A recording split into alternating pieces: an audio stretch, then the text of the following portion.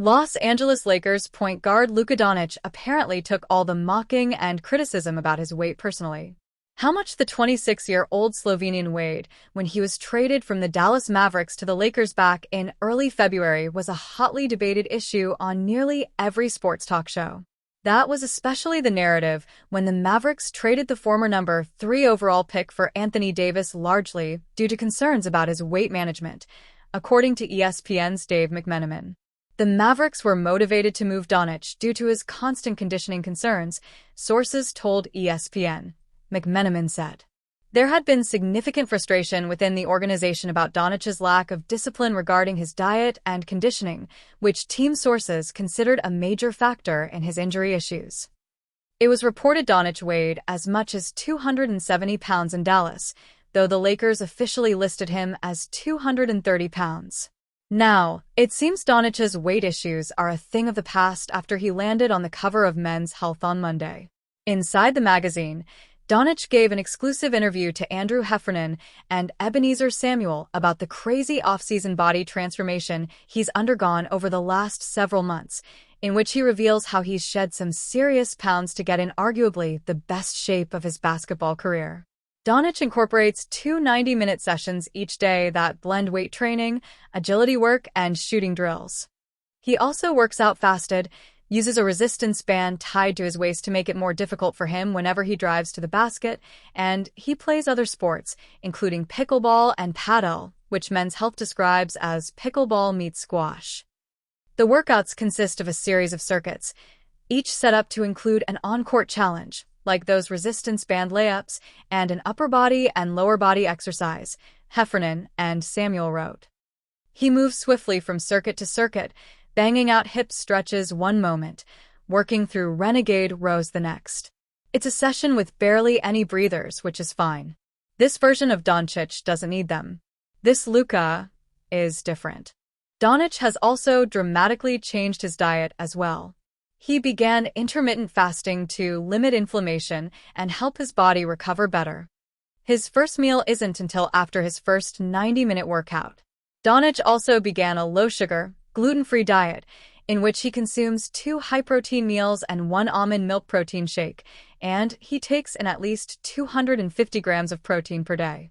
According to Men's Health, Doncic was inspired to begin his off-season conditioning program just one day after the Lakers were eliminated from the NBA playoffs by the Minnesota Timberwolves. Every summer, I try my best to work on different things, Doncic told Men's Health. Obviously, I'm very competitive. This summer was just a little bit different, you know. It kind of motivated me to be even better. When Mike Dunleavy Sr. took over as head coach of the Los Angeles Lakers in 1990, he wasn't just stepping into a storied franchise, he was stepping into a locker room still fueled by the fire of one of the most competitive athletes the NBA has ever seen, Magic Johnson. Dunleavy, a first-time head coach at the time, inherited a veteran squad led by Johnson and quickly learned that Magic's reputation for intensity was no exaggeration. On the Run It Back TV show, Dunleavy shared candid memories of coaching Magic, offering a first-hand glimpse into the relentless mindset that made the Lakers legend and icon. Magic Johnson, as a rookie head coach with the Lakers, Jerry West would get on me sometimes. He'd say, "Mike, dude, you had the game won. You didn't have to play Magic those extra 2 or 3 minutes." And I'd tell him, "Jerry, I don't have that game won. I'm a rookie coach. I've got to bank wins." So, I'd plan to give Magic the day off in practice. I'd say, "Irvin, I played you 39 minutes last night. Why don't you just sit out today?" And he'd look me in the eye and say, "Coach, if I sit out, the rest of these guys think they got the day off too." That's who he was. When I played for the Milwaukee Bucks, Sidney Moncrief was Defensive Player of the Year, same mentality. All those guys had it. I played pickup with Magic in the offseason. We could be playing for $2 or $2 million. Didn't matter. He was going for the jugular every single time. He wanted to win every single game he played. That exchange highlighted not just Dunleavy's rookie nerves, but also Magic's iron will to compete, even when logic said rest was the better call. Magic didn't want minutes off.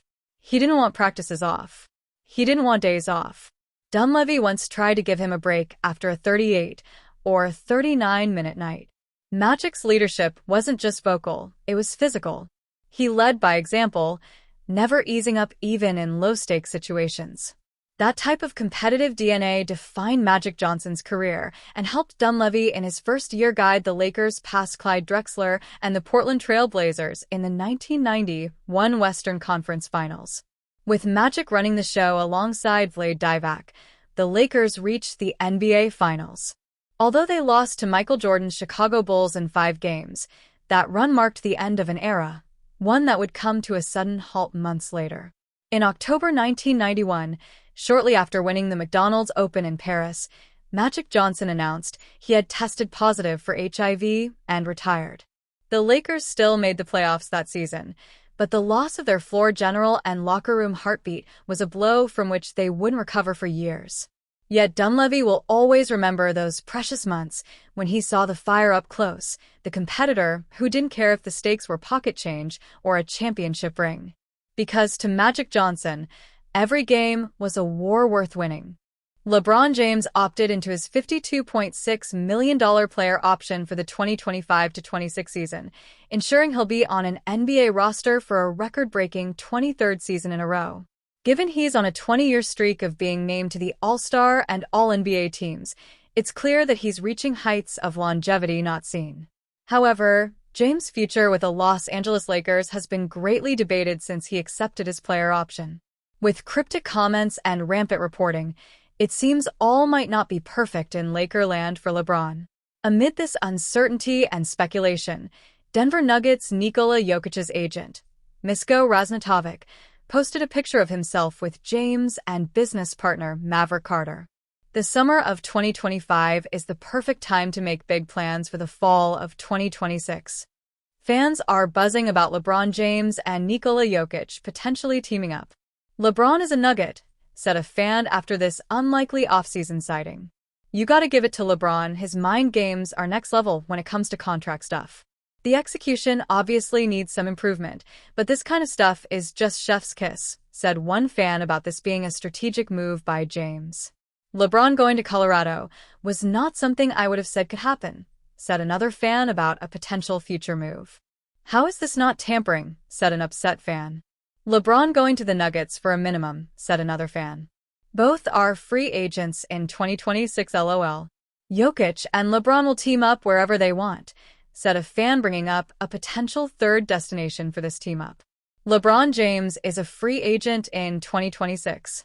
This post is intriguing fans primarily because of what Jokic's agent had to say and the contract future of James. After accepting his player option for the 2025-26 season, there has been aggressive speculation about what James wants in the swan song of his career. If the Lakers are moving forward with Luka Doncic as their focus, James could target a new team for what could be his retirement season. The Nuggets aren't a destination many imagined, but it inarguably helps him remain in championship contention alongside Jokic. Jokic averaged 29.6 points, 12.7 rebounds, and 10.2 assists last season and was runner-up for MVP, while James averaged 24.4 points, 7.8 rebounds, and 8.2 assists, and was named to the All-NBA second team.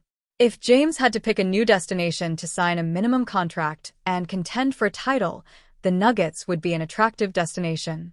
How do the Lakers factor in for both stars? Amid the speculation surrounding James' future, it has also been reported that the Lakers are focused on building around Doncic. Many assume he will stay with the Lakers after signing a contract extension in August. If he does that, 2026 free agency will be the franchise's first real chance at building the new-look Lakers. If James is not extended and the Lakers have cap space to play with, they could make a run at Jokic, provided he doesn't extend with the Nuggets.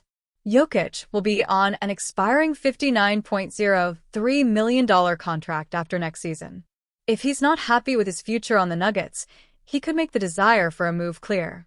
Doncic and Jokic are close personal friends and would make for arguably the best superstar duo in the NBA if they team up. However, it's hard to see how the Lakers could manage the assets required to trade for a four-time MVP like Jokic or why the Nuggets would allow that. If James isn't meant to be a Laker after 2026, Targeting Jokic would be the perfect way to remain a title threat, even if it currently seems unrealistic.